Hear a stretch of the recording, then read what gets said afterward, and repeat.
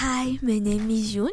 I'm a recipient of a local scholarship by Greenpeace Madagascar from September 2021. I'm currently pursuing my master's degree in nanotechnology. I feel pleasant for having this opportunity to study something that I'm passionate about. I would like to take this moment to express my sincere gratitude to the people who funded my studies in foreign languages such as English and Chinese. Your support has helped me achieve my academic goals. I work as a biomedical technician. I enjoy my job. However, I know that I have a passion for research.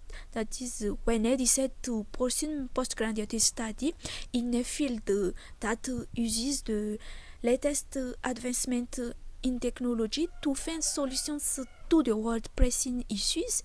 My primary area of interest is nanomedicine, and I plan to continue my studies in the field.